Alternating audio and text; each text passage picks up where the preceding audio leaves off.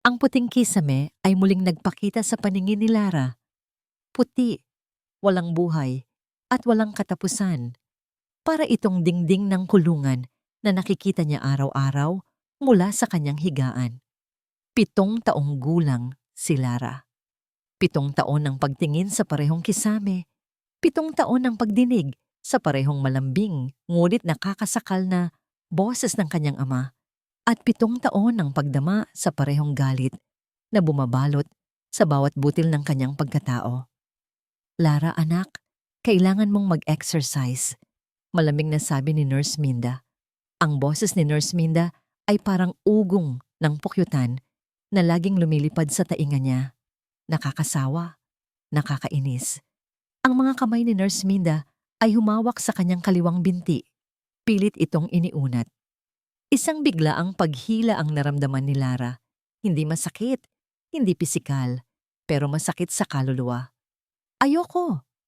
Sigaw niya, sabay tulak sa kamay ng nurse. Ang kanyang maliit na kamay ay mayroong lakas ng puot na hindi kayang pigilan. Ilang beses ko bang sasabihin, hindi ako gagaling. Hayaan niyo na lang ako. Nagulat si Nurse Minda, bahagyang umurong. Sumenyas ito sa isa pang yaya na nakatayo sa isang sulok na tila humihingi ng tulong. Napayuko si Lara. Naramdaman niya ang unti-unting pag-init ng kanyang mga mata. Isang butil ng luha ang pumatak sa kanyang kamay. Ang mga luha ay laging mainit, laging masakit, laging may kasamang galit. Galit sa sarili, galit sa mundo. Naririnig niya ang bulungan ng mga yaya at nurse. Napakaselan talaga. Kawawa naman si Sir Eduardo. Kung bakit kasi? Hindi na niya pinakinggan ng iba.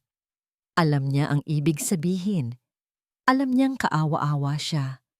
Alam niyang pabigat siya. Bumukas ang pinto. Pumasok si Sir Eduardo, ang kanyang ama. Suot pa nito ang kanyang business suit. Ang mukha nito ay pagod. Ngunit ang mga mata nito ay punong-puno ng pag-aalala. Anak, ano na naman ito? Tanong niya. Malambing, ngunit may bahid ng pagkabahala. Lumapit ito at lumuhod sa tabi ng higaan ni Lara. Hindi siya sumagot. Hinarap niya ang kanyang ama. Ang mga mata niya ay punong-puno ng hamon. Bakit hindi mo na lang ako hayaan? Bakit hindi mo na lang ako pabayaan? Naramdaman niya ang pagsikip ng dibdib ng kanyang ama. Hindi kita kayang pabayaan, anak. Ikaw na lang ang natitira sa akin. Ang linyang yon. Ang linyang laging nagpaparamdam sa kanya ng bigat, ng responsibilidad, ng pagkapreso. Kaya nga, kung hindi dahil sa akin, hindi ka na mahihirapan. Hindi ka nagagastos ng malaki. Hindi mo na ako kailangang bantayan ng 24 oras. Sumigaw siya. Napatayo si Sir Eduardo. Ang mukha nito ay nagbago. Huwag kang magsalita ng ganyan, Lara. Ginagawa ko ito para sa'yo. Para sa ikagagaling mo. Wala na akong paggaling. Tanggapin mo na. Bumagsak ang laruan niyang teddy bear sa sahig. Itinapon niya ito sa galit. Hindi nakasagot si Sir Eduardo. Napatingin na lang ito sa teddy bear. Pagkatapos ay kay Lara. At sa wakas ay bumuntong hininga. Sige na, Minda. Pabayaan niyo na muna siya. Lumabas ang mga nurse at yaya. Naiwan si Lara at ang kanyang ama sa loob ng malaking silid na tila lalong lumalaki sa katahimikan. Napansin niya ang paglapit ng kanyang ama sa bintana. Tahimik na nakatanaw sa labas. Alam niya ang iniisip nito. Ang paraan kung paano nito sinisisi ang sarili. Ang paraan kung paano nito hinahanap ang solusyon. Sa labas, sa malawak na hardin ng kanilang mansyon, nakita ni Lara ang isang anino. Isang babae. Nakatayo ito sa gitna ng halamanan, nakatingin sa direksyon ng kanyang silid. Hindi ito isa sa mga yaya. Hindi rin ito doktor. Sino siya? Maya-maya, bumukas ang pinto ng kanyang silid. Nakatayo doon si Sir Eduardo at sa tabi nito ay ang babaeng nakita niya kanina. Simple lang ang suot nito, ngunit ang mga mata nito ay may kakaibang kinang. Malalim. Tila nakakakita ng lampas sa kung ano ang nakikita ng iba. Naglakad ito papasok, lumuhod sa tabi ng kanyang kama at tiningnan siya ng direkta. Isang ngiti ang sumilay sa labi nito, hindi pilit, hindi nakakaawa. Parang mayroon itong lihim na alam niya lang. "Hello, Lara." Malumanay na bati ng babam, ang boses nito ay parang malambing na himig. "Ako si Cynthia. Ako ang bago mong kaibigan." Tinitigan ni Lara si Cynthia. Sa mga mata ng 7 taong gulang na batang puno ng galit, hindi niya nakita ang pag-asa. Sa halip, nakita niya ang isang hamon. "Sino ka?" Malamig na tanong niya. Kasalukuyan, si Cynthia ay nasa labas ng silid ni Lara, nakaupo sa isang silya, tahimik na nakikinig. Mula sa loob, naririnig niya ang mga iyak. Mga iyak na hindi lang basta tunog ng galit, kundi tunog din ng matinding kalungkutan at takot. Nakarinig din siya ng mga nababasag na bagay. Malamang ay isa na namang laruan na biktima ng galit ng bata. "Ayoko. Lumayas kayong lahat," sigaw ni Lara. Ang boses ay puno ng pait. Napangiti si Cynthia ng bahagya. Hindi itong ngiti ng pag-aalinlangan, kundi ng pag-unawa. Naaalala niya ang sarili niyang nakaraan, ang mga tinig na ayaw niyang pakinggan. Kinabukasan, lumipas ang maghapon nang hindi niya pinilit si Lara. Hindi siya pumasok sa silid. Sa halip, umupo siya sa labas ng pinto at nagsimulang magkwento. Hindi siya nagsalita ng malakas, sapat lang para marinig ni Lara kung gusto nitong makinig. Noong unang panahon, simula niya, ang kanyang boses ay malambing at nagdadala ng kapayapaan. May isang maliit na paru-paro na takot lumipad. Akala niya, kapag lumipad siya, mahuhulog lang siya. Pero may isang bulaklak na laging bumubulong sa kanya. "Subukan mo. Hindi mo malalaman hanggat hindi mo susubukan." Sa loob ng silid, nanatili si Lara na nakaharap sa dingding. Ngunit sa hindi malamang dahilan, hindi na siya naghagis ng anumang bagay. Pinakinggan niya ang kwento. Si Sir Eduardo naman, palihim na sumusubaybay kay Cynthia mula sa hagdan. Nakita niya ang pagiging matiyaga ng bagong yaya. Walang pagpilit, walang pag-aaway. Isang malaking kaibahan sa nakaraang mga yaya at nurse. Ngunit ang pag-aalala ay nanatili sa kanyang mga mata. Hindi ito ang nakasanayan niyang therapy. Sa gabi, habang naghahaponan si Sir Eduardo, lumapit si Cynthia. "Sir Eduardo," sabi niya, "may isang pabor po sana ako." Tiningnan siya ni Sir Eduardo. "Ano yon, Cynthia?" "Gusto ko pong alisin ang lahat ng medical equipment sa silid ni Lara. Ang mga wheelchair, ang mga braces, ang mga gamot na nakikita niya araw-araw." Biglang tumayo si Sir Eduardo. "Ano? Cynthia, ano bang pinagsasabi mo? Kailangan ni Lara ang mga iyon. Paano siya gagaling nang wala ang mga iyon?" Ang boses niya ay nagtaas. May halong takot. "Gagaling po siya, Sir Eduardo." Kalmado pa ring sabi ni Cynthia. "Pero hindi sa paraang yan.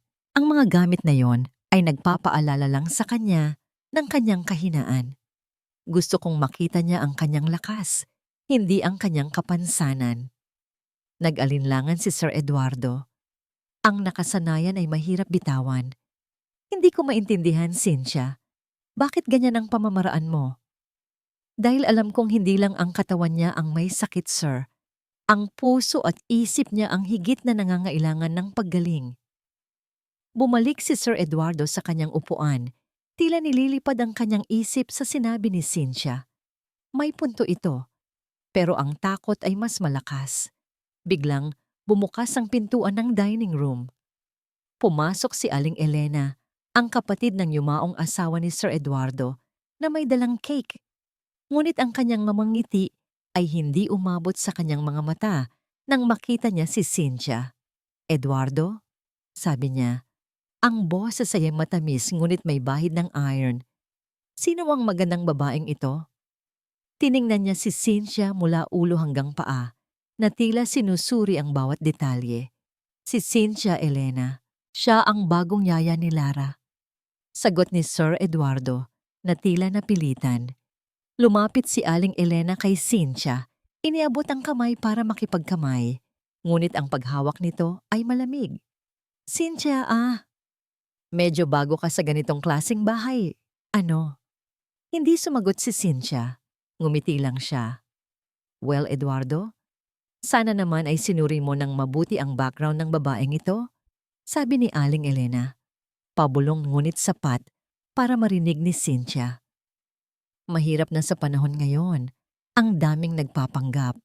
Sumikip ang dibdib ni Cynthia, ngunit nanatili siyang kalmado. Alam niya ang mga ganitong klase ng pag-atake.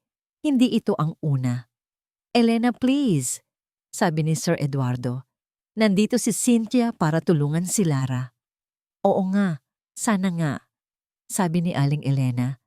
Bumalik ang tingin kay Cynthia at nagbigay ng isang mapanuring ngiti.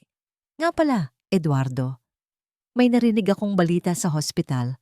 May bagong paraan daw ng treatment na kailangan ni Lara. Dapat nating subukan para siguradong gagaling siya. Hindi yung kung ano-anong alternative lang. Tiningnan ni Cynthia si Aling Elena ng direkta. Nakita niya ang pagdududa, ang paghusga, at isang bagay na mas malalim pa sa mga mata nito. Nagpatuloy sa pagkain si Sir Eduardo, halatang hindi komportable. Pag-uusapan natin yan, Elena. Sa ngayon, hayaan muna natin si Cynthia. Tumango si Aling Elena, ngunit ang kanyang mga mata ay nanatili kay Cynthia. Sana lang ay alam mo ang ginagawa mo, Cynthia. Ang buhay ng pamangkin ko ang nakasalalay. Kinabukasan, habang tahimik na nakaupo si Cynthia sa sala, nakarinig siya ng pag-uusap mula sa kusina.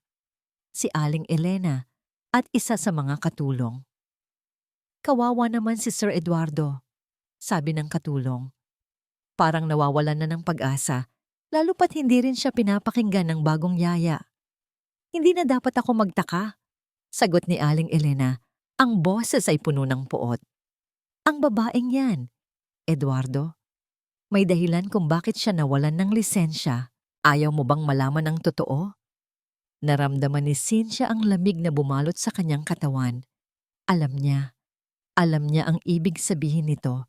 Hindi na muling ipinilit ni Cynthia ang nakakainis na ehersisyo. Sa halip, isang umaga, binuksan lang niya ang pinto ng kwarto ni Lara. Hindi siya pumasok. Nanatili lang siyang nakatayo doon. Lara, mahinang tawag niya. Narinig mo ba yon? Hindi sumagot si Lara. Ano na namang kalokohan ito? Ang mga ibon, patuloy ni Cynthia. Naghahabulan sila sa labas. At ang hangin, parang may ibinubulong. Gusto mo bang pakinggan? Sa unang pagkakataon, naramdaman ni Lara ang isang kakatwang kuryosidad. Hindi utos, hindi pilit, isang paanyaya. Dahan-dahan, itinulak ni Cynthia ang wheelchair palapit sa pinto. Hindi pumalag si Lara, hinayaan niya lang. Nang makalabas sila ng mansyon at marating ang malawak na hardin, naramdaman ni Lara ang isang bagay na matagal na niyang hindi naramdaman. Ang sinag ng araw sa kanyang balat. Mainit. Totoo, ang amoy ng mga bulaklak at ng bagong dilig na damo at ang hangin. Ang sabi ni Cynthia ay may ibinubulong ito. Para kay Lara, ito ay isang halik. Isang halik na gumigising sa bawat himaymay ng kanyang natutulog na pandama. Maglalaro tayo, sabi ni Cynthia. Itinulak ang wheelchair sa gitna ng damuhan. Ang laro ay tinatawag na hanapin ang kayamanan. Kumunot ang noo ni Lara. Paano ako maghahanap? Hindi nga ako makalakad. Ang pait ay bumalik sa kanyang boses. Ngumiti lang si Cynthia. Hindi natin kailangan ng mga paa para sa larong ito. Ang kailangan natin ay mga tainga at pakiramdam. Pumikit si Cynthia. Sige, pakinggan mo. Saan nanggagaling ang tunog ng tubig? Ipinikit din ni Lara ang kanyang mga mata. Sa simula, wala siyang marinig kundi ang ugong sa kanyang isipan. Pero habang tumatagal, nagsimulang lumitaw ang mga tunog. Ang huni ng mga ibon, ang lagaslas ng mga dahon at doon, sa di kalayuan, ang mahinang agos ng tubig mula sa maliit na fountain. Doon, itinuro niya. Magaling! Masayang sabi ni Cynthia. Ngayon naman, pakiramdaman mo ang hangin. Saang direksyon ito humahalik sa pisngi mo?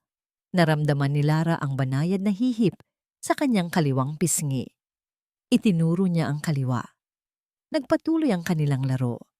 Hinanap nila ang amoy ng mga bulaklak, ang huni ng kuliglig na nagtatago sa damuhan, ang init ng araw sa kanilang mga kamay. Sa bawat sagot ni Lara, pumapalakpak si Cynthia. Hindi ito palakpak ng pagkaawa. Ito ay palakpak ng tunay na paghanga. At nang hindi namamalayan ni Lara, isang tawa ang kumawala mula sa kanyang bibig. Isang tunay na tawa, malutong at masaya. Nagulat siya sa sarili niyang tunog. Matagal na panahon na mula nang huli niyang narinig iyon, napatingin siya kay Cynthia na nakangiti sa kanya. Ang mga mata nito ay kumikinang sa tuwa. Sa sandaling iyon, naramdaman ni Lara ang isang bagay na mas magaan pa sa hangin. Pag-asa. Ngunit habang iginagala niya ang kanyang paningin, napako ang kanyang tingin sa isang sulok ng hardin. Ang mga rosas. Ang puting-puting mga rosas na nakatanim sa tabi ng isang lumang swing. Biglang nanlamig ang kanyang buong katawan. Ang tawa ay namatay sa kanyang lalamunan. Ang halik ng hangin ay naging isang malamig na haplos ng takot. Isang imahe ang biglang sumulpot sa kanyang isipan. Ang kanyang ina, nakaupo sa swing, tumatawa habang itinutulak siya. Ang amoy ng mga rosas ay mas matapang noon. Ang halakhak ni Mama ay parang musika sa hardin. Ingat anak! Pagkatapos, isang malakas na tunog. Ang tunog ng pagbasag, ang sigaw ni Mama at kadiliman. Hindi, bulong ni Lara. Ang mga mata niya ay nanlalaki sa takot. Biglang umikot ang kanyang mundo. Hindi siya makahinga. Ang magandang hardin ay naging isang bangungot. Ang mga bulaklak ay naging mga multo ng nakaraan. Ayoko na dito. Ibalik mo ako sa loob. Ibalik mo ako. Sigaw ni Asania. Hinahampas ang kanyang mga hita na walang pakiramdam. Ang saya ay napalitan ng matinding panik. Gusto niyang bumalik sa kanyang kulungan, sa kanyang ligtas na puting kisame. Mabilis na itinulak ni Cynthia ang wheelchair pabalik sa mansyon. Ngunit bago sila makapasok, naramdaman ni Lara ang pagyakap ni Cynthia mula sa likuran. Mahigpit, mainit. Hindi ito yakap ng awa. Ito ay yakap ng pag-unawa. Naramdaman ni Lara ang pagyanig ng kanyang buong katawan, hindi dahil sa galit, kundi dahil sa takot na matagal na niyang itinatago sa likod ng kanyang puot. Shh! Ligtas ka, Lara. Ligtas ka! Bulong ni Cynthia sa kanyang tainga. At sa init ng yakap na yon, sa gitna ng kanyang mga hikbi, isang lihim na matagal nang nakakulong sa kanyang dibdib ang biglang kumawala. Si Mama! Humigbi siya. Ang mga salita ay tila punyal na sumasaksak sa sarili niyang lalamunan. Dahil sa akin, niyakap ni Cynthia ang nanginginig na katawan ni Lara. Ang mga salitang iyon, dahil sa akin, ay tumagos sa kanyang puso na parang isang matulis na kutsilyo. Hindi ito galit ng isang bata. Ito ay bigat ng kasalanan na hindi dapat pinapasa ng isang 7 taong gulang. Ngayon, naiintindihan na niya. Ang kulungan ni Lara ay hindi ang kanyang wheelchair. Ito ay ang alaala ng hardin, ng mga puting rosas, at ng kanyang ina. Dinala niya si Lara pabalik sa silid nito. Hindi na ito nagsalita. Tahimik lang itong umiiyak habang inaayos niya ito sa higaan. Bago umalis si Cynthia, hinalikan niya ito sa noo.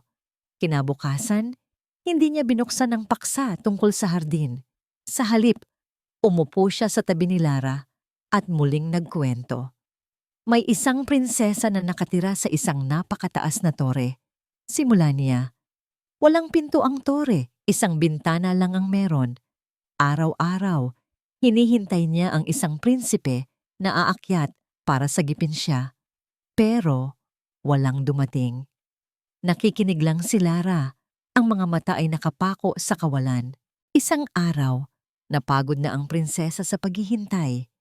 Tumingin siya sa paligid ng kanyang silid. Nakita niya ang mahahabang kurtina, ang matibay na kumot, ang mga damit sa kanyang aparador. Pinagdugtong-dugtong niya ang lahat ng iyon. Ginawa niyang isang mahabang lubid. Siya mismo ang bumaba mula sa tore.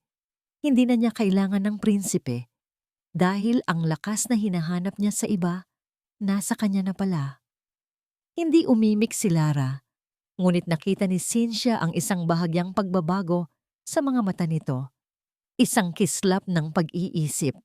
Nang gabing iyon, hindi mapakali si Cynthia. Ang sakit na nakita niya sa mga mata ni Lara ay nagbukas ng sarili niyang mga sugat. Sa kanyang panaginip, bumalik siya sa isang pamilyar na lugar, isang palaruan. May isang maliit na batang babae na masaya niyang itinutulak sa swing. Mas bata ito sa kanya, ang buhok nito ay kasing itim ng gabi, at ang tawa nito ay kasing tamis ng pulot. "Ate, mas mabilis pa!" sigaw ng bata. Tumawa si Cynthia. "Sige, Maya, kapit kang mabuti." Itinulak niya ng mas malakas. Ang swing ay lumipad ng mas mataas. Ang tawa ni Maya ay naging sigaw ng tuwa. Ngunit sa isang iglap, ang sigaw ng tuwa ay naging sigaw ng takot. Ang pagkapit ni Maya ay bumitaw, at ang lahat ay naganap ng napakabilis. Nagising si Cynthia, humihingal at basang-basa ng pawis. Ang sakit ay sariwa pa rin.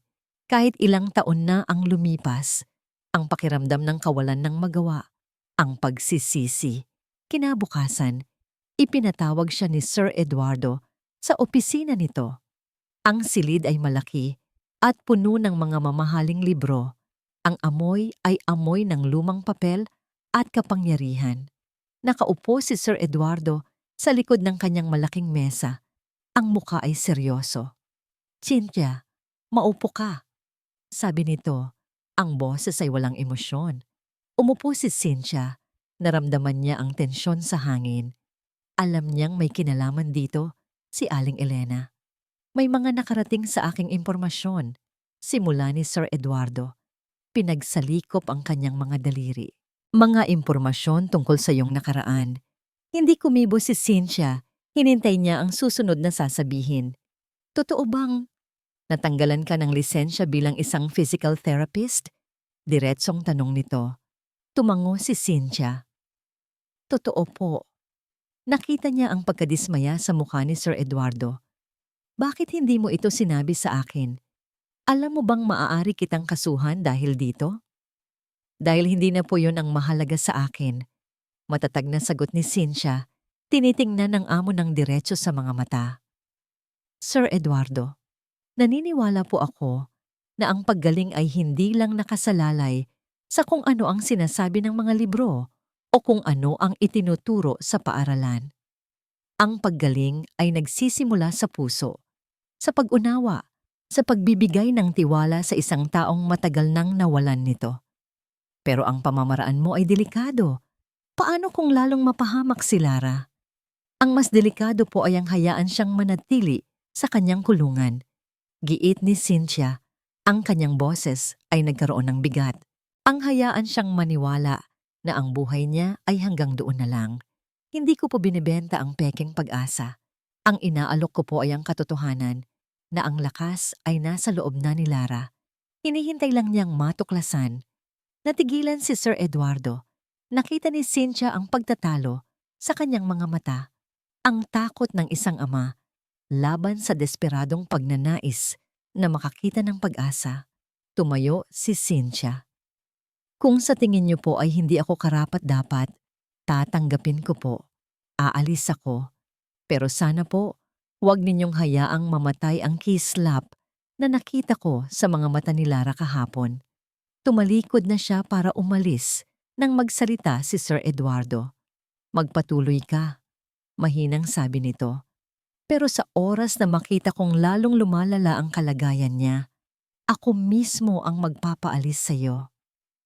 Tumango si Cynthia at lumabas ng opisina. Dala ang isang maliit na tagumpay at isang mas malaking pasanin. Nang gabing iyon, Habang naglalakad sa hardin para magpahangin, may nakita siyang isang bagay na kumikinang malapit sa mga rosas. Isang lumang locket. Binuksan niya ito. Sa loob, may isang maliit na litrato. Isang magandang babae na kamukhang kamukha ni Lara. Nakangiti habang karga ang isang sanggol. Ang ina ni Lara. Sa likod ng locket, may nakaukit na mga salita. Ang pangarap ko ay makita kang lumipad. Naramdaman ni Cynthia ang pagtayo ng kanyang mga balahibo. Ito na ang senyales. Kailangan niyang tulungan si Lara na matupad ang pangarap ng ina nito. Habang nakatayo siya roon, hawak ang locket. Nagring ang cellphone ni Sir Eduardo sa loob ng bahay. Narinig ni Cynthia ang boses nito mula sa nakabukas na bintana ng opisina. Elena, anong kailangan mo? May ilang sandali ng katahimikan. Ano? Sigurado ka ba dyan? Tumaas ang boses ni Sir Eduardo, puno ng gulat at hindi makapaniwala. Humakbang si Cynthia palapit sa bintana. Itinago ang sarili sa dilim. Ang babaeng yan, Eduardo. May dahilan kung bakit siya nawalan ng lisensya. Narinig niyang sabi ni Aling Elena mula sa kabilang linya. Ang boses ay malinaw at puno ng lason. Hindi lang dahil sa di pangkaraniwang pamamaraan niya. May namatay. Isang batang nasa pangangalaga niya. Ayaw mo bang malaman ang totoo? Ang kwento ni Cynthia tungkol sa prinsesa na nagligtas sa kanyang sarili ay umikot-ikot sa isipan ni Lara sa loob ng maraming araw. Siya mismo ang bumaba mula sa tore. Hindi niya kailangan ng prinsipe, hindi niya kailangan ng tagasagip.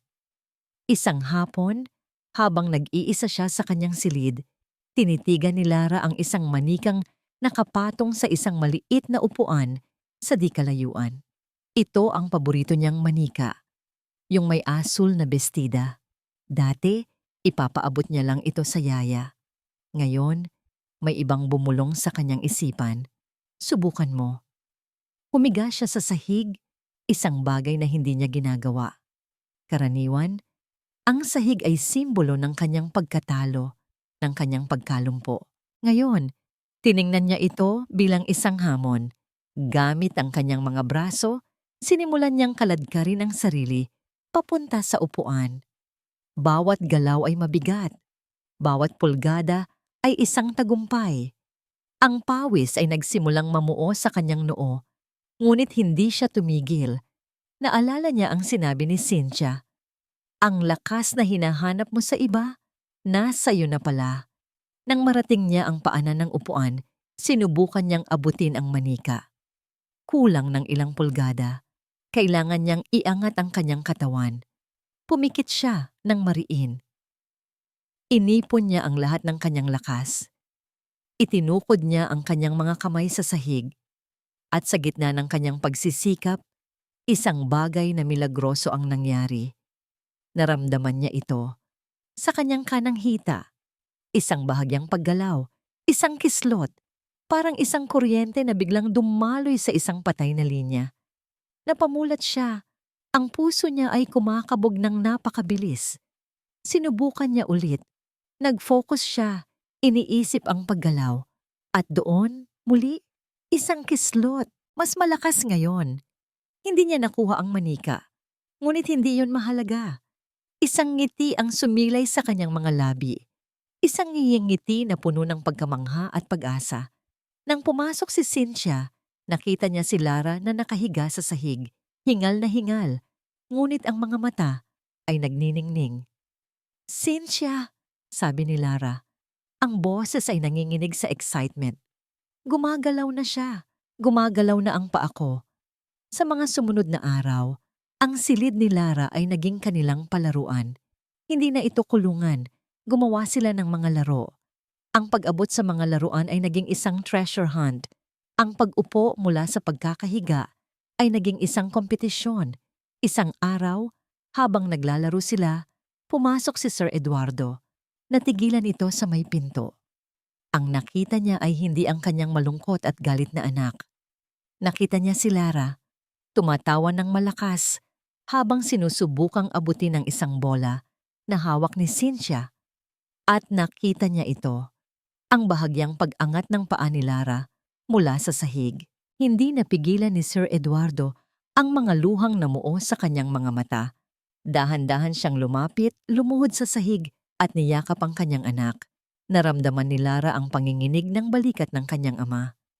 Umiiyak ito, hindi dahil sa lungkot, kundi dahil sa ligaya.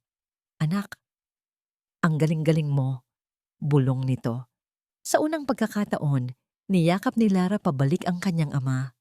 Ang pader ng galit sa pagitan nila ay unti-unting gumuho, ngunit habang ang pag-asa ay namumukadkad sa loob ng mansyon, isang anino ang gumagalaw sa labas. Isang gabi, habang naghahanda si Cynthia ng gatas para kay Lara, may narinig siyang tunog sa hardin. Sumilip siya sa bintana.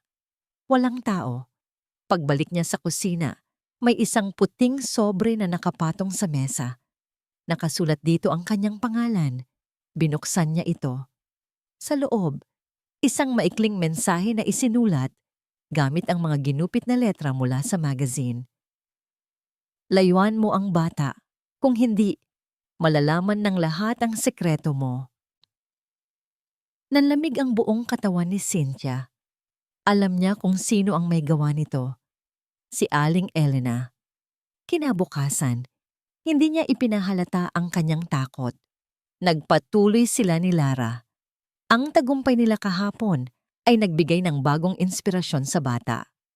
Habang naglalaro sila sa sala, tiningnan ni Lara ang isang malaking sofa. Isang ideya ang pumasok sa kanyang isipan. Isang nakakatakot, ngunit kapanapanabik na ideya. Cynthia, sabi niya, tulong. Tinulungan ni Cynthia na makaupo si Lara sa sahig, sa tabi ng sofa. Hinawakan ni Lara ang gilid nito. Ang kanyang mga braso ay nanginginig, ngunit ang kanyang determinasyon ay buo. Gamit ang lakas ng kanyang mga braso, dahan-dahan niyang itinataas ang kanyang sarili. Ang kanyang mga paa ay nakasayad sa sahig. Naramdaman niya ang bigat ng kanyang katawan. Kaya mo yan, Lara. Bulong ni Cynthia, handang sumalo, pero hindi humahawak. Sa wakas, sa pamamagitan ng purong determinasyon, nagawa niya. Nakatayo siya, nanginginig, nakakandirit, ngunit nakatayo. Sa unang pagkakataon sa loob ng maraming taon, nakita ni Lara ang mundo mula sa ibang taas. Nakita niya ang mukha ni Cynthia na puno ng paghanga. Nakita niya ang sarili niyang refleksyon sa salamin. Isang ngiti ng tagumpay ang gumuhit sa kanyang mukha. Ngunit ang lakas ay mabilis na naubos. Bumigay ang kanyang mga binti. Bago pa siya bumagsak, nasalo na siya ng mga braso ni Cynthia. Nakahiga siya ngayon sa sahig, pagod na pagod. Ngunit ang puso niya ay lumilipad. Tumingin siya kay Cynthia, hindi na kailangan ng mga salita. Ang kanyang mga mata ay nagsasabing, kaya ko pala. Sa gitna ng kanilang tahimik na pagdiriwang, biglang nag-ring ang telepono ni Sir Eduardo na noon ay papasok sa sala at nasaksihan ng lahat. Nakangiti niyang sinagot ang tawag. Ang mga mata ay nasa kanyang anak pa rin. Hello? Nawala ang nangiti sa kanyang mukha. Narinig ni Cynthia ang boses sa kabilang linya, malinaw at matagumpay. Boses ni Aling Elena. Nakuha ko na ang kailangan mo, Eduardo. Ang katotohanan tungkol sa iyong yaya. Ang mundo ni Sir Eduardo ay huminto sa pag-ikot. Sa isang iglap, ang imahe ng kanyang anak na nakatayo, ang ngiti ng tagumpay nito, ang init ng pag-asa, lahat ay naglaho. Napalitan ito ng malamig na boses ni Elena sa kabilang linya. Anong sinasabi mo, Elena? Tanong niya. Ang kanyang boses ay naging isang pabulong na halos hindi marinig. Ang totoo, Eduardo, ulit ni Elena. At sa pagkakataong ito, may halong tagumpay sa kanyang tono. Ang yaya mo ay hindi isang anghel. Isa siyang pabayang therapist na naging dahilan ng kamatayan ng isang bata. Kaya siya tinanggalan ng lisensya. Itinago niya yon sa'yo. Parang isang suntok sa sikmura ang naramdaman ni Eduardo. Tumingin siya kay Cynthia na ngayon ay nakatingin sa kanya. Ang mukha ay puno ng pag-aalala. Biglang nagkaroon ng lamat ang tiwala na unti-unti niyang ibinibigay. Pero hindi lang siya ang may itinatagong sikreto, hindi ba, Eduardo? Patuloy ni Elena, ang boses ay naging mas makamandag. Pareho kayo.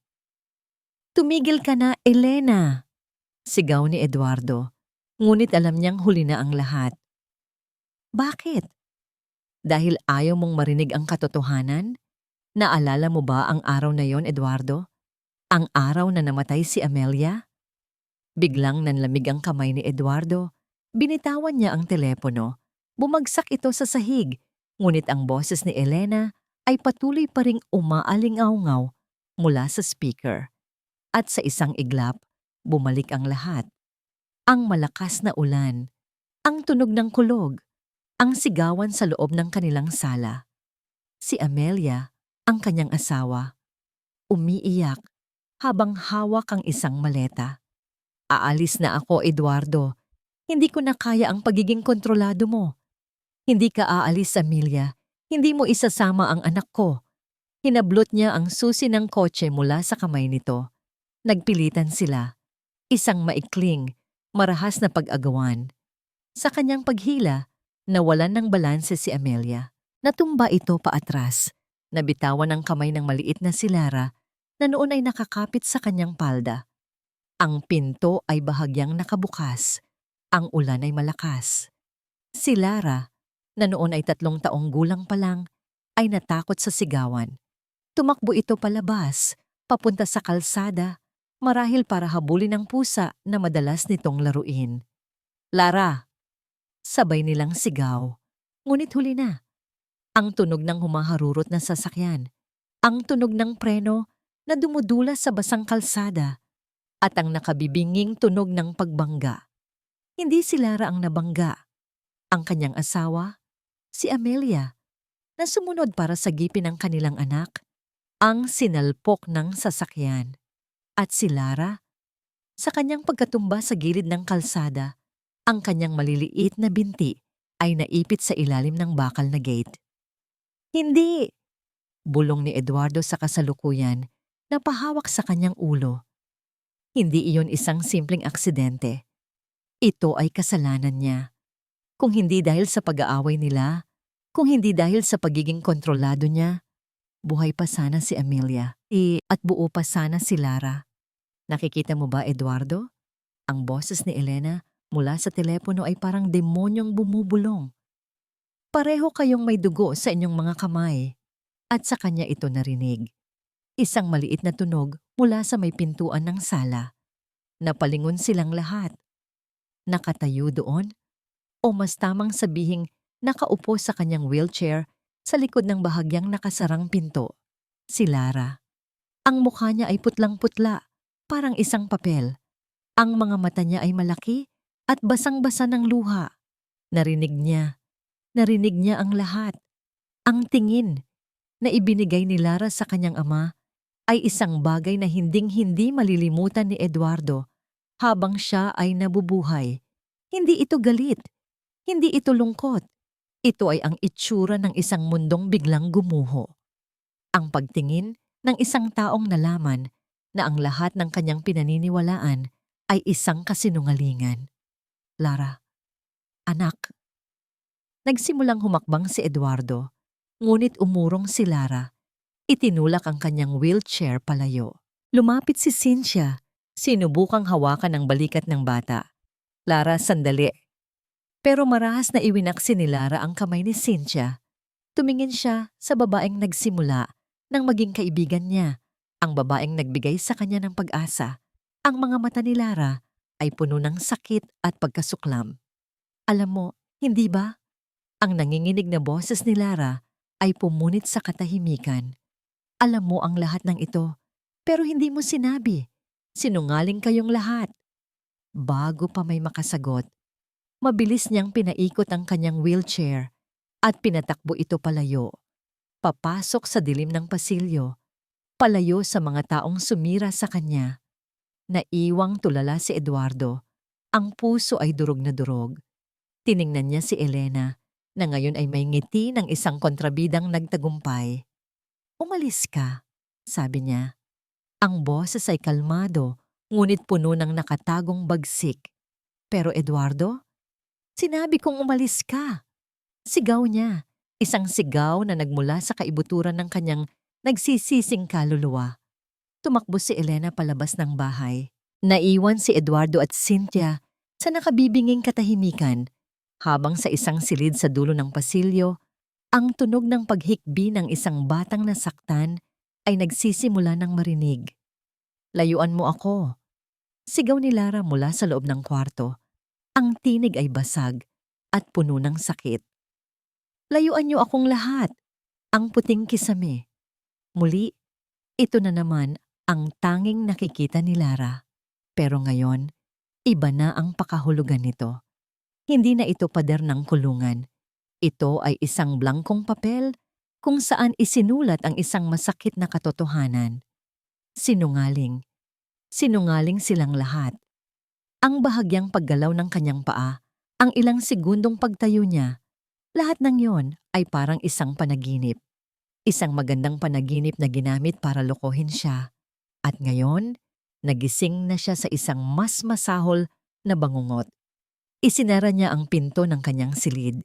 Isinara niya ang kanyang mga tainga. Isinara niya ang kanyang puso. Kumatok ang isa sa mga yaya. "Lara, nak, kain ka na po." Isang tray ng pagkain ang iniwan sa labas ng kanyang pinto. Hindi niya ito pinansin. Ang gutom sa kanyang tiyan ay walang-wala kumpara sa gutom sa kanyang kaluluwa para sa katotohanan na ninakaw sa kanya. Pagkalipas ng isang oras, bumukas ang pinto. Si Cynthia. Ang mukha nito ay puno ng lungkot. Lumapit ito. Umupo sa gilid ng kama. "Lara," mahinang sabi nito, "mag-usap tayo." Hindi lumingon si Lara. Nanatili siyang nakatalikod, nakatingin sa puting pader. "Wala tayong dapat pag-usapan," malamig niyang sagot. Ang boses na dati puno ng pag-asa ay naging kasing lamig ng yelo. "Gusto kong ipaliwanag." "Para ano?" putol ni Lara. "Para magsinungaling ka ulit? Ayoko nang marinig ang mga kwento mo. Ayoko nang marinig ang boses mo." Tumingin siya kay Cynthia. Ang mga mata ay puno ng galit na hindi pa nito nakikita dati. "Umalis ka na." Nakita ni Lara ang sakit sa mga mata ni Cynthia. Sa isang saglit, may kumurot sa kanyang puso. Ngunit mabilis itong napalitan ng puot. Tumalikod siyang muli. Hindi na nagsalita si Cynthia. Narinig na lang ni Lara ang mga yabag nito palayo at ang pagsara ng pinto. Maya-maya, isa na namang boses ang narinig niya mula sa labas ng pinto. Ang boses na pinakakinamumuhian niya sa lahat. "Anak, Lara, patawarin mo si Papa." Ang boses ng kanyang ama ay basag. Narinig niya ang tunog ng pagluhod nito sa labas ng pinto. "Anak, please, kausapin mo ako. Nagkamali ako. Aaminin ko ang lahat. Patawarin mo lang ako." Hindi sumagot si Lara. Ipinikit niya ang kanyang mga mata ng mariin. Ang bawat salita ng kanyang ama ay parang lason na lalong sumisira sa kanyang puso. Sa buong maghapon, nanatili siyang ganoon. Nakahiga, tahimik, walang imik. Ang pag-asang itinayo ni Cynthia sa loob ng ilang linggo ay gumuho sa loob lang ng ilang minuto. Mas matindi pa sa dati ang kanyang pagkasuklam dahil ngayon alam na niya kung ano ang pakiramdam ng umasa at kung gaano kasakit kapag ito ay binawi. Nang gumabi, narinig niya ang mga boses sa labas ng kanyang silid. Nag-uusap ang kanyang ama at si Cynthia. Hindi niya maintindihan ang lahat ng salita, pero narinig niya ang bigat sa kanilang mga boses. "Hindi ko na kayang manatili dito, Sir Eduardo." Lalo lang siyang nasasaktan habang nakikita niya ako. "Huwag, Cynthia. Pakiusap.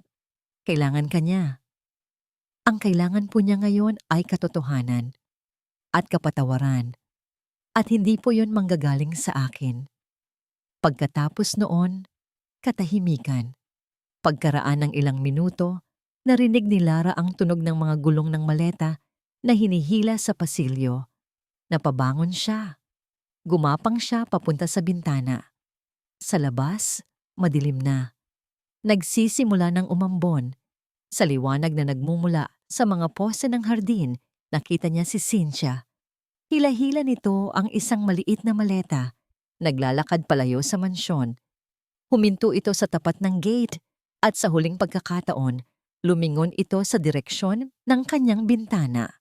Hindi siya makita ni Cynthia sa dilim, pero naramdaman ni Lara ang mga mata nito. Isang tingin ng pamamaalam. Pagkatapos, lumabas na ito ng gate, nawala sa dilim ng gabi. Kasabay ng pagkawala ni Cynthia ay ang paglakas ng ulan. Pumatak ito ng malakas sa bubong, sa mga bintana, sa lupa. Bawat patak ay parang isang luha. Naiwan si Lara sa dilim ng kanyang silid. Nagsimulang umandar ang isang sasakyan palayo. At pagkatapos, wala na. Tanging ang tunog na lang ng ulan at ang nakabibinging katahimikan sa loob ng malaking bahay. Nasa kanya na ang katotohanan. Ngunit kasama nito, nawala na ang lahat. Siya ay nag-iisa, totoong nag-iisa.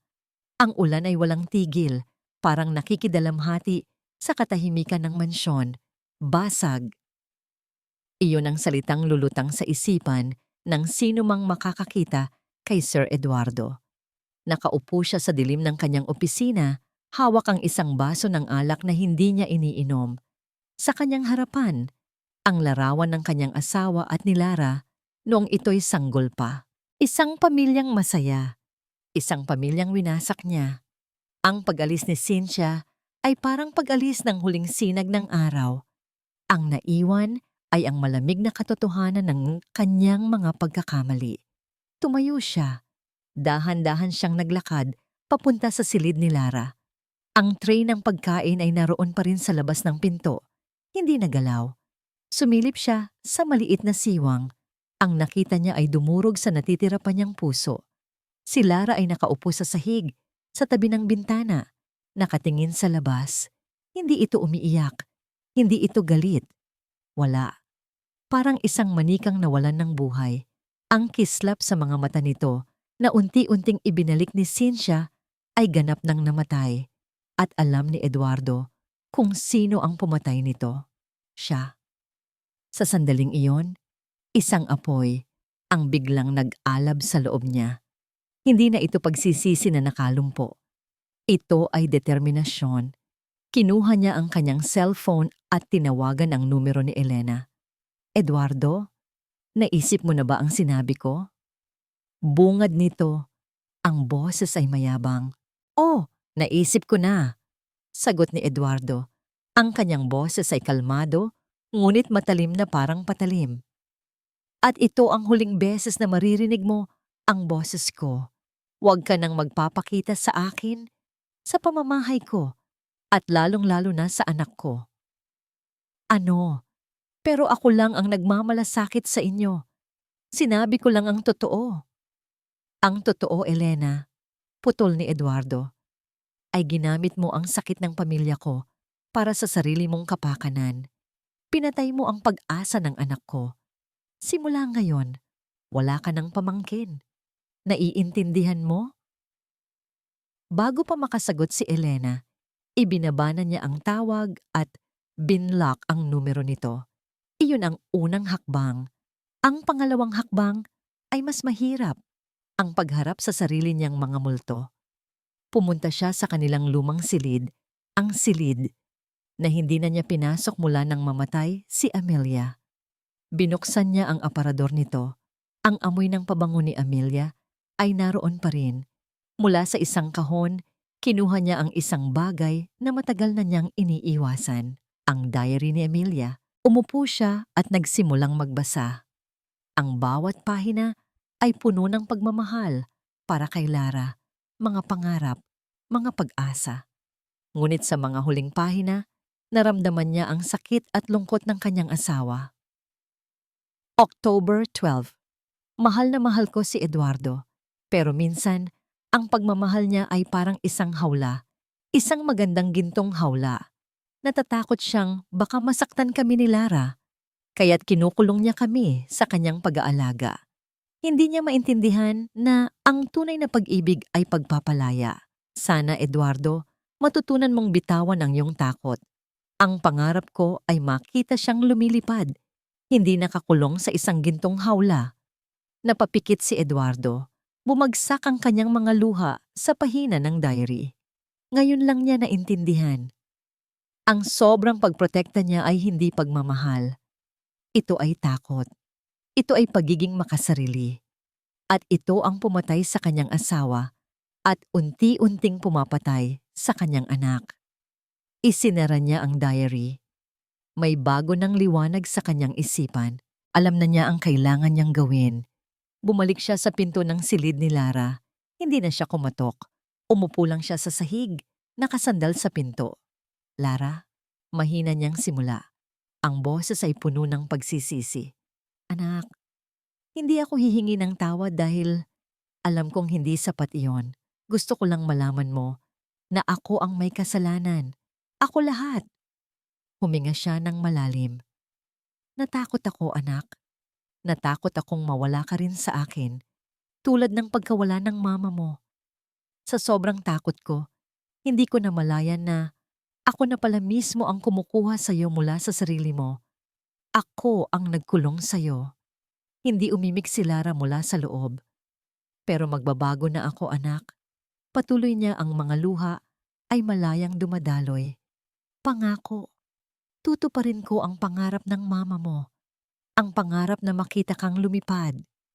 Tumayo siya. Pinunasan ang kanyang mga luha. Ang kanyang mukha ay pagod. Ngunit ang kanyang mga mata ay may bagong determinasyon. Kinuha niya muli ang kanyang cellphone. Ngunit ibang numero na ang kanyang tinawagan. Isang matalik na kaibigan na may malawak na koneksyon. Pare, kailangan ko ng tulong mo.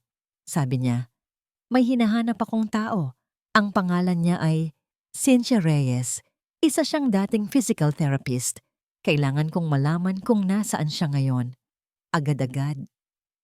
Pagkatapos ng ilang minuto ng paghihintay na parang katumbas ng habambuhay, tumunog ang kanyang telepono. Isang text message, isang address, isang maliit na apartment sa kabilang bayan. Tiningnan ni Eduardo ang address. Pagkatapos ay muli siyang tumingin sa saradong pinto ng silid ni Lara. Hindi na siya nag-aksaya ng panahon. Kinuha niya ang susi ng kanyang kotse. Kailangan niyang ibalik ang pag-asa na siya mismo ang sumira. Ang apartment ni Cynthia ay maliit at simple. Malayo sa karangyaan ng mansyon ni Eduardo. Ngunit malinis at maayos, puno ng mga libro at ilang halaman.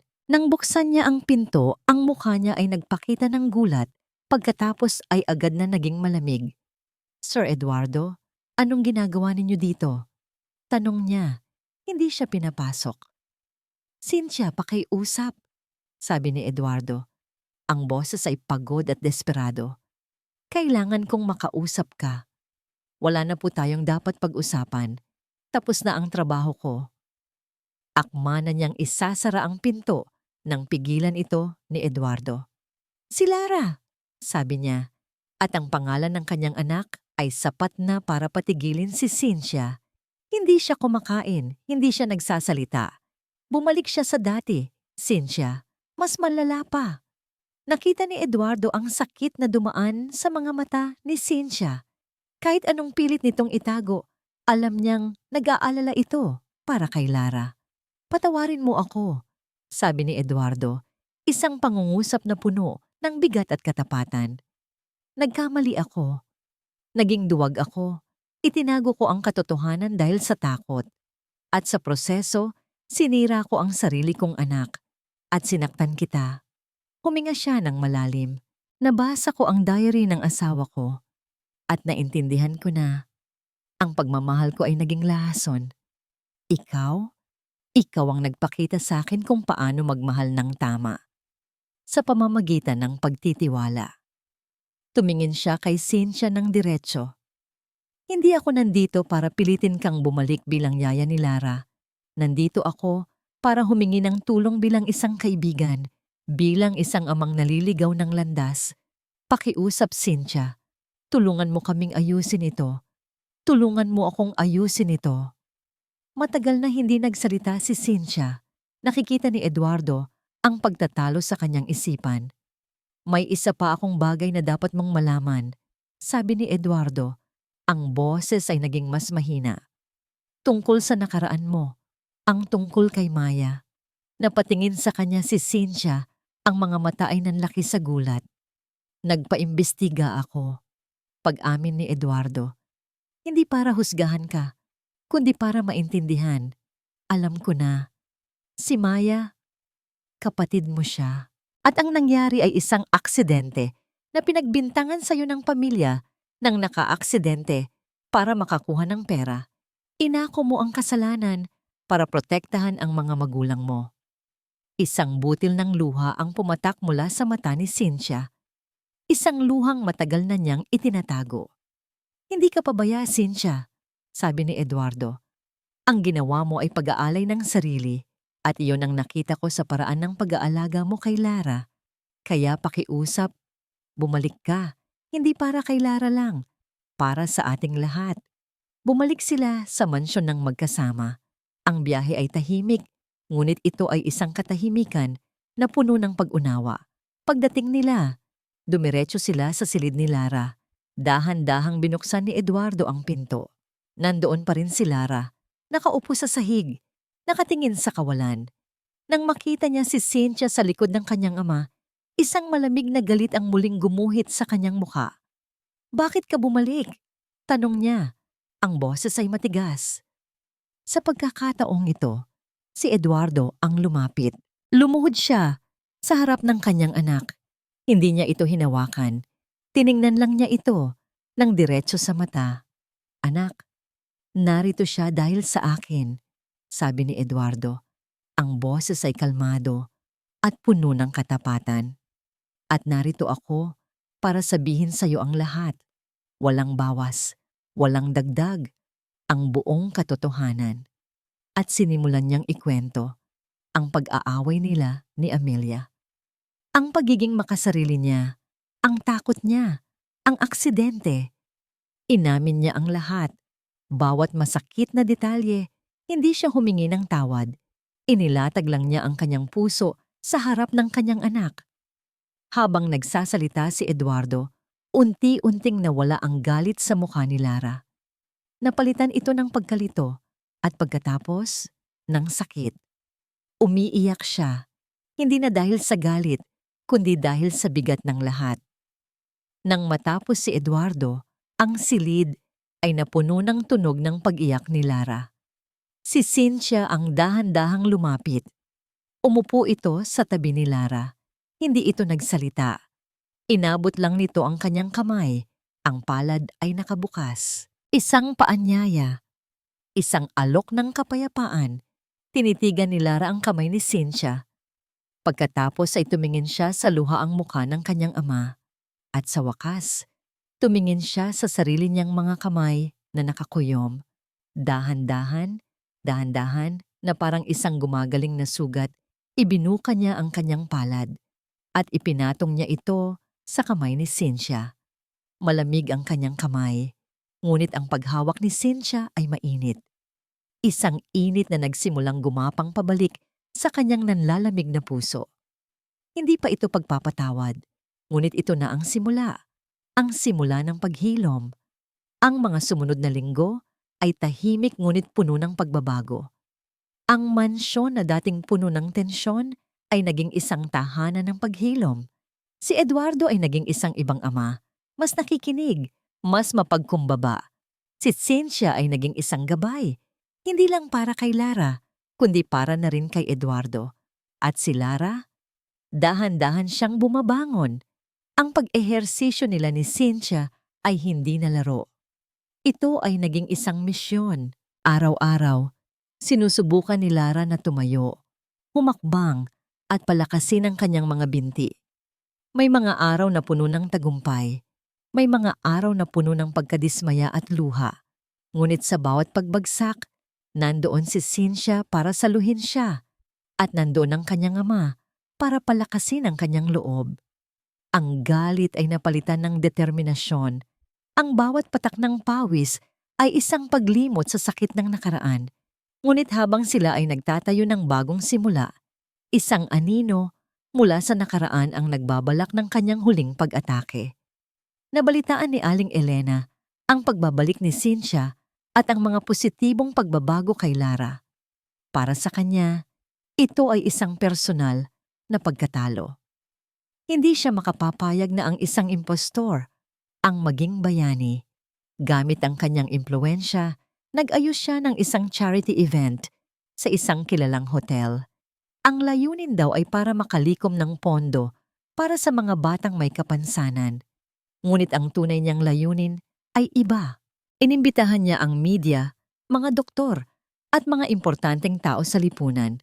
At inimbitahan niya sina Eduardo at Lara. Eduardo? Sabi niya sa telepono. Ang boses ay sobrang tamis na nakakasuya. Isang magandang pagkakataon ito para ipakita sa lahat ang milagro na nangyayari kay Lara. Isang inspirasyon para sa lahat. Siyempre, kasama ang kanyang mahusay na therapist. Alam ni Eduardo na isa itong patibong. Hindi kami pupunta, Elena. Sayang naman, sagot nito. Dahil kung hindi kayo pupunta, iisipin ng lahat na itinatago ninyo ang katotohanan na walang tunay na pagbabago, na ang lahat ay isang malaking kasinungalingan. Walang nagawa si Eduardo. Ito ay isang hamon na kailangan nilang harapin. Nang malaman ni Lara ang tungkol dito, isang pamilyar na takot ang bumalik sa kanya. Ang humarap sa maraming tao, ang mapahiya. Hindi ko kaya, Papa. Sabi niya, ang boses ay nanginginig. Lumuhod si Eduardo sa harap niya. Anak, hindi mo kailangang gawin ito kung ayaw mo. Pero tandaan mo, ano man ang mangyari, nandito lang kami ni Cynthia sa tabi mo. Hindi ka nag-iisa. Si Cynthia naman ang lumapit. Lara, naalala mo ba ang prinsesa sa tore? Tumango si Lara. Hindi niya kailangan patunayan ang kanyang lakas sa ibang tao, sabi ni Cynthia. Pinatunayan niya ito sa kanyang sarili. Ang pagsubok na ito ay hindi para kay Aling Elena. Hindi para sa mga tao, ito ay para sa iyo. Nang gabing iyon, halos hindi nakatulog si Lara. Ngunit sa kanyang isipan, umalingaw-ngaw ang mga salita ni Cynthia. Ito ay para sa iyo. Dumating ang araw ng event. Ang ballroom ng hotel ay puno ng mga taong nakatingin, mga matang mapanuri, mga bulungang nagtatanong. Sa isang maliit na entablado, nakatayo si Aling Elena. Suot ang isang mamahaling bestida, ang mukha ay parang isang maamong tupa. At ngayon, sabi niya sa mikropono, isang malaking karangalan na ipakilala sa inyo ang isang batang simbolo ng pag-asa. Ang aking pinakamamahal na pamangkin, si Lara. Itinulak ni Eduardo ang wheelchair ni Lara papunta sa gitna. Ang lahat ng ilaw ay nakatutok sa kanya. Naramdaman ni Lara ang pagbilis ng tibok ng kanyang puso. Gusto niyang magtago, gusto niyang tumakbo. Nakatayo si Cynthia at si Eduardo sa gilid ng entablado. Ang kanilang mga mata ay puno ng pag-aalala, ngunit higit sa lahat, puno ng tiwala. Ngumiti si Cynthia sa kanya, isang ngiti na nagsasabing, kaya mo yan.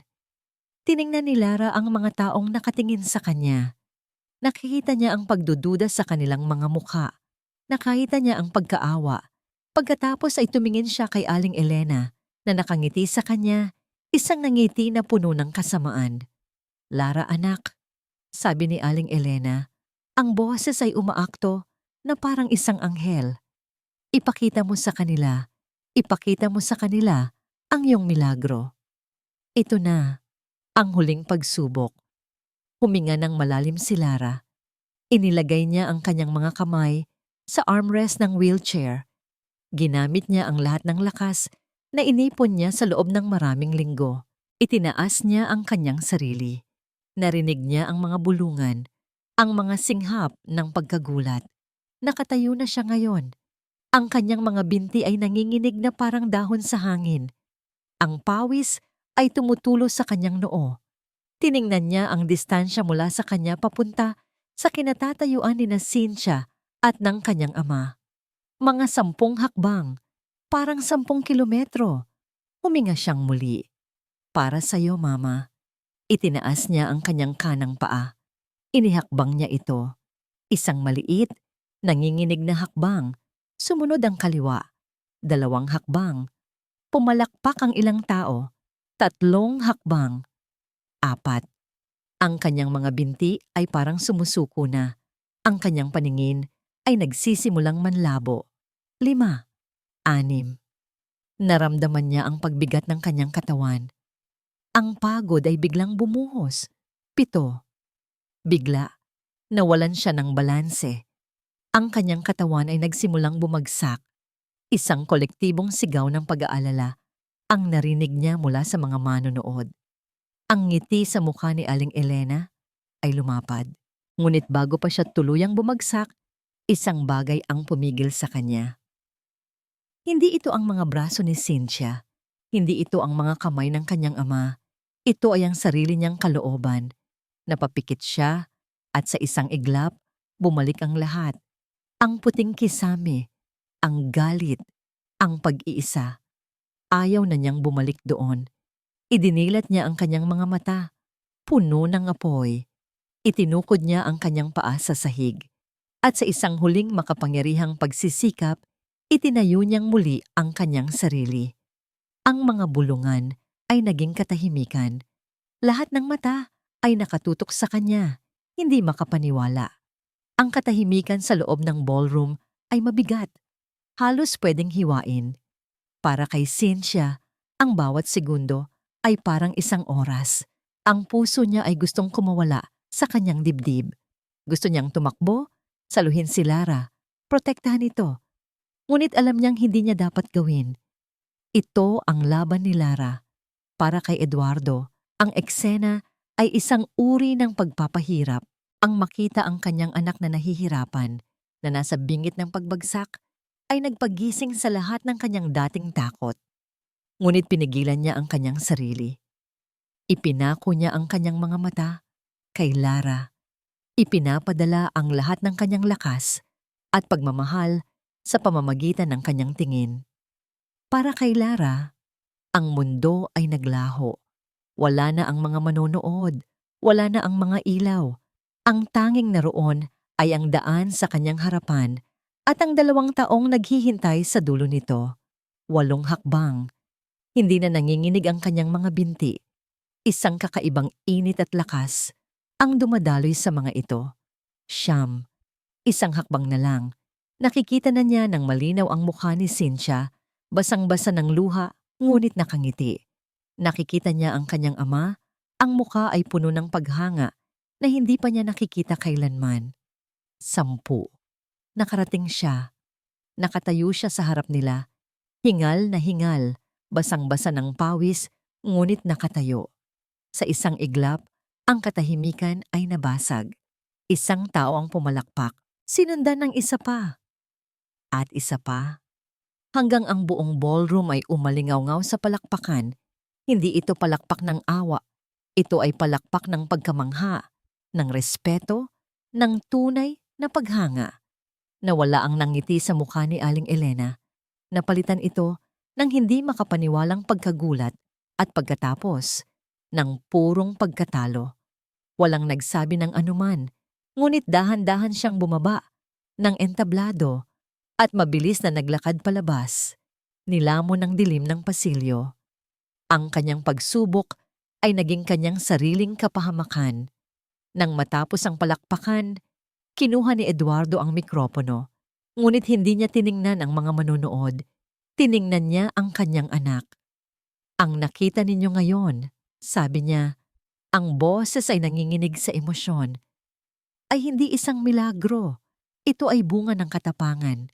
Katapangan ng isang batang babae na mas malakas pa kaysa sa akin. Tumingin siya sa audience. Matagal kong itinago ang isang kasalanan, ang pagkamatay ng aking asawa at ang kapansanan ng aking anak ay parehong bunga ng aking mga pagkakamali, ng aking takot at pagiging makasarili. Ang mga bulungan ay bumalik. Ngayon ay puno ng pagkabigla. "Patawad, Amelia," sabi niya. Tumingala na parang nakikipag-usap sa langit. "At patawad, anak." Pagkatapos, ibinaling niya ang kanyang tingin kay Cynthia. "At ang babaeng ito," sabi niya, itinuro si Cynthia, "ay hindi isang therapist lang. Siya ang nagturo sa akin kung paano maging isang tunay na ama. Tinuruan niya kaming pareho na ang pinakamalaking kapansanan ay hindi ang nasa katawan, kundi ang nasa puso." Niyakap ni Eduardo ang kanyang anak at si Cynthia. Isang mahigpit na yakap. Isang yakap na nagsasara sa lahat ng sugat ng nakaraan. Nang maghiwalay sila, tumingin si Lara kay Cynthia. Ang kanyang mga mata, na minsay puno ng galit at sakit, ay ngayon puno ng pasasalamat at pagmamahal. Hindi na niya kailangan pang magsalita. Ang ngiti sa kanyang mga labi, isang ngiti na malaya, masaya at buo, ay sapat na. Lumipas ang isang taon. Ang hardin na dating simbolo ng takot ay naging isang paraiso ng tawanan. Si Lara, na ngayon ay 8 taong gulang, ay tumatakbo sa damuhan. Hinahabol ang isang makulay na paru-paro. Ang kanyang mga hakbang ay magaan at puno ng sigla. Wala nang bakas ng wheelchair, wala nang anino ng nakaraan. Sa kanyang likuran, ilang mga bata pa ang nakikipaghabulan. Sila ang mga unang estudyante ng Bahay Pag-asa, isang maliit na foundation na itinayo ni Cynthia at pinunduhan ni Eduardo. Isang lugar para sa mga batang may espesyal na pangangangailangan, kung saan ang therapy ay hindi lang tungkol sa ehersisyo, kundi tungkol din sa pag-unawa, pagtanggap, at pagtuklas sa sariling lakas. Mula sa veranda ng mansyon, pinapanood sila ni Eduardo at Cynthia.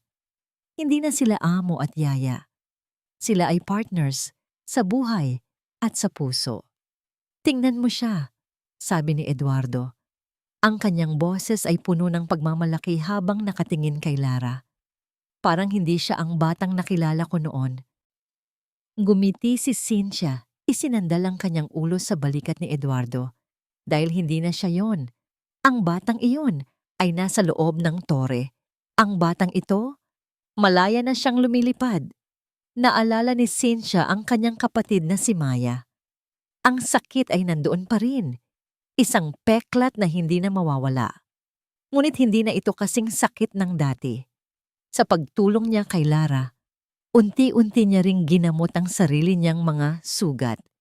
Natagpuan niya ang kapatawaran, hindi mula sa iba, kundi mula sa kanyang sarili. "Nahanap ko na ang bahay ko, Eduardo." Bulong niya. Hinawakan ni Eduardo ang kanyang kamay. "Pareho tayo." Maya-maya, tumakbo si Lara palapit sa kanila. Hawak ang isang pirasong papel. "Papa! Cynthia! Tingnan niyo po!" Masaya niyang sabi. Isa itong sulat. Ang sulat kamay ay pambata pa, ngunit ang mga salita ay malinaw. "Dear Mama, kumusta ka na po dyan sa langit? Sana po masaya ka. Ako po, masaya na rin. Nakakatakbo na po ako. Tinupad ko po ang pangarap niyo. May mga bago na rin po akong kaibigan. Salamat po sa pagbabantay sa akin. At salamat po sa pagpapadala kay Cynthia. Siya po ang nagturo sa akin kung paano lumipad. Mahal na mahal ka po namin ni Papa." Nagmamahal, Lara niyakap ni Eduardo ang kanyang anak. Nang mahigpit, nilulunok ang mga luhang gustong kumawala. Pinunasan naman ni Cynthia ang isang takas na luha sa kanyang pisngi. Nang hapon na yon, habang papalubog ang araw at nagkukulay kahelang langit, magkakasama silang tatlo na nakaupo sa damuhan. Pinapanood nila ang mga bata na naghahanda ng umuwi. Ang hangin ay puno ng kanilang mga paalam at pangakong magkikita muli bukas. Tumingin si Lara sa papalubog na araw. "Ang ganda po, no?" "Oo, anak. Napakaganda," sagot ni Eduardo. Inakbayan ni Cynthia si Lara. "Alam mo ba, Lara, ang bawat paglubog ng araw ay nangangahulugang may bagong umaga na darating. Isang bagong simula." Ngumiti si Lara. Tumingin siya sa kanyang ama. pagkatapos ay kay Cynthia. Sa mga mata ng dalawang taong pinakamamahal niya, nakita niya ang kanyang tahanan. Ang puting kisame ay isa na lamang malayong alaala. Ang mundo niya ngayon ay kasing lawak ng kalangitan, kasing kulay ng bahaghari, at puno ng mga pangarap na handa ng lumipad.